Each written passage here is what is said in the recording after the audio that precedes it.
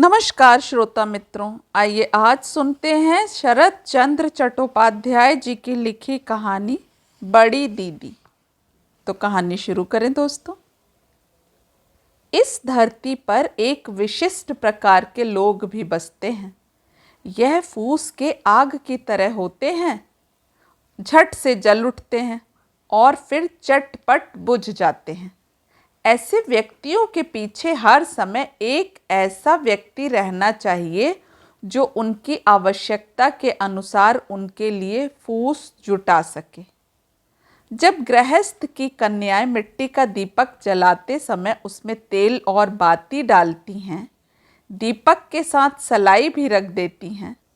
जब दीपक की लौ मध्यम होने लगती है तब उस सलाई की बहुत आवश्यकता होती है। उससे बाती उकसानी पड़ती है। यदि वह छोटी सी सलाई ना हो तो तेल और बाती के रहते हुए भी दीपक का जलते रहना असंभव हो जाता है। सुरेंद्र नाथ का स्वभाव भी बहुत कुछ इसी प्रकार का है। उसमें बल, बुद्धि और आत्मविश्वास सभी कुछ है, लेकिन वह अकेला कोई काम पूरा नहीं कर सकता। जिस प्रकार वह उत्साह के साथ थोड़ा सा काम कर सकता है, उसी तरह अलसा कर बाकी का सारा काम अधूरा छोड़कर चुपचाप बैठ भी सकता है। और उस समय उसे ऐसे व्यक्ति की आवश्यकता होती है जो अधूरे काम को पूरा करने की प्रेरणा दे। सुरेंद्र के पिता सुदूर पश्चिम में वकालत करते हैं। बंगाल के साथ उनका कोई अधिक संबंध नहीं है। वहीं पर सुरेंद्र ने 20 वर्ष की उम्र में एमए पास किया था, कुछ तो अपने गुणों से और कुछ अपनी विमाता के गुणों से। सुरेंद्र की विमाता ऐसे परिश्रम और लगन से उसके पीछे लगी रहती कि अनेक अवसरों पर वह यह नहीं समझ पाता कि स्वयं उसका भी कोई स्वतंत्र व्यक्तित्व है या नहीं। सुरेंद्र नाम का कोई स्वतंत्र प्राणी इस संसार में रहता है या नहीं। विमाता की इच्छा ही मानव रूप धारण करके उससे सोना, जागना, पढ़ना, लिखना, परीक्षाएं पास करना आदि सभी काम करा लेती है। यह विमाता अपनी संतान के प्रति बहुत कुछ उदासीन रहने पर भी सुरेंद्र के प्रति जितनी सतर्क रहती है उसकी कोई सीमा नहीं है। उसका थूकना, खखारना तक उसकी आंखों से नहीं छिप सकता। इस कर्तव्य परायण नारी के शासन में रहकर सुरेंद्र ने पढ़ना लिखना तो सीख लिया, लेकिन आत्मनिर्भरता बिल्कुल नहीं सीखी। उसे अपने ऊपर रत्ती भर भी विश्वास नहीं है। उसे यह विश्वास नहीं है कि वह किसी भी काम को कुशलता से पूरा कर सकता है। मुझे कब किस चीज़ की आवश्यकता होगी और कब मुझे क्या काम करना होगा, इसके लिए वह पूरी तरह विमाता पर निर्भर रहता है। कई बार वह ठीक ढंग से यह भी निश्चित नहीं कर पाता कि मुझे नींद आ रही है, भूख लग रही है। जब से उसने होश संभाला है तब से अब तक के 15 वर्ष उसने विमाता पर निर्भर रहकर ही बिताए हैं। इसलिए विमाता को उसके लिए ढेर सारे काम करने पड़ते हैं।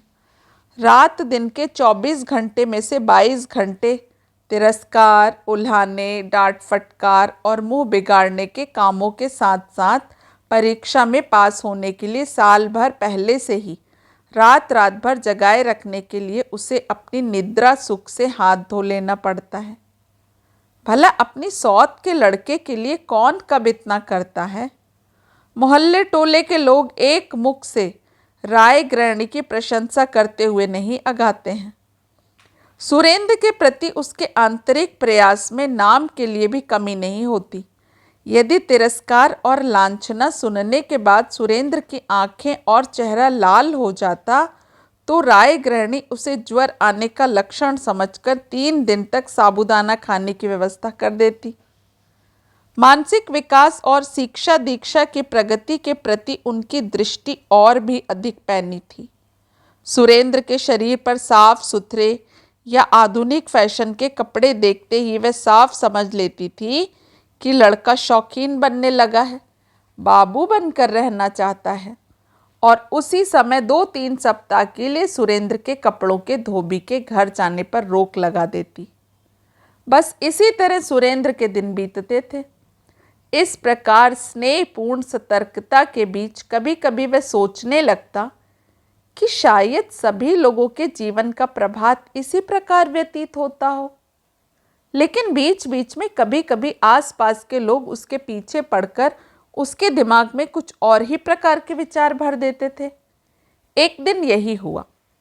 उसके एक मित्र ने आकर उसे परामर्श दिया कि अगर तुम्हारे जैसा बुद्धिमान लड़का इंग्लैंड चला जाए तो भविष्य में उसकी उन्नति की बहुत कुछ आशाएं हो सकती हैं और स्वदेश लौटकर वह अनेक लोगों पर अनेक उपकार कर सकता है।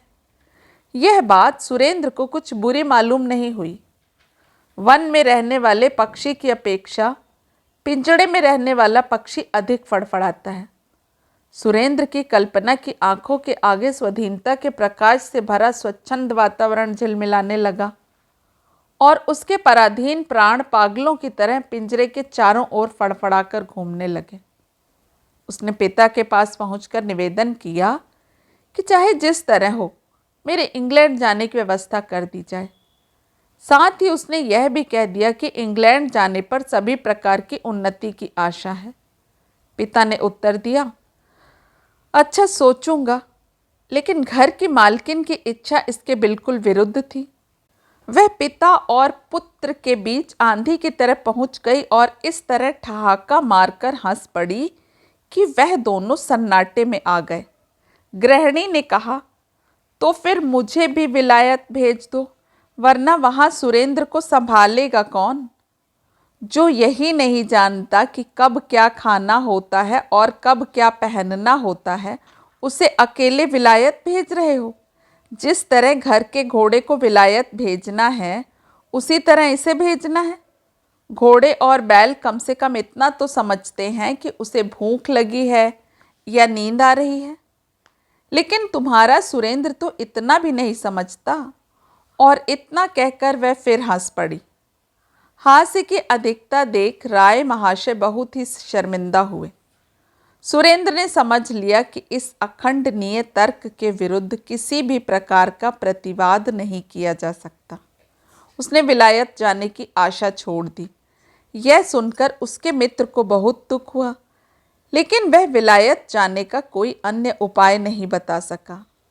हाँ, यह जरूर कहा कि ऐसा पराधीन जीवन जीने की अपेक्षा भीख मांगकर जीना कहीं बेहतर है।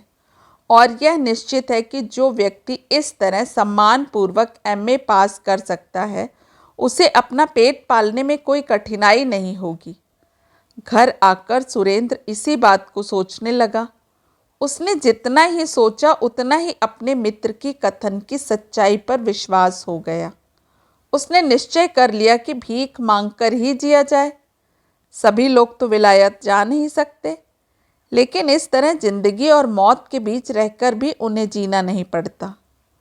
एक दिन अंधेरी रात में वह घर से निकला और स्टेशन पहुंच गया और कलकत्ता का टिकट खरीदकर ट्रेन पर सवार हो गया। चलते समय उसने डाक द्वारा पिता के पास पत्र भेज दिया कि मैं कुछ दिनों के लिए घर छोड़ रहा हूँ। खोजने से कोई विशेष लाभ नहीं होगा और यदि मेरा पता चल भी गया तो मेरे घर लौटने की कोई संभावना नहीं है। राय महाशय ने गृहिणी को पत्र दिखाया और बोले, सुरेंद्र अब बड़ा हो गया है, पढ़ लिख चुका है, अब उसके पंख निकल आए हैं। अगर वह अब भी उड़कर ना भागेगा तो और कब भागेगा। फिर भी उन्होंने उसे तलाश किया। कलकत्ता में उनके जो भी परिचित थे उन्हें पत्र लिखे, लेकिन परिणाम कुछ न निकला। सुरेंद्र का कोई पता नहीं चला। दोस्तों, इस कहानी का अगला भाग कल आप इसी समय सुन सकेंगे। आप सभी का समय शुभ हो। नमस्कार।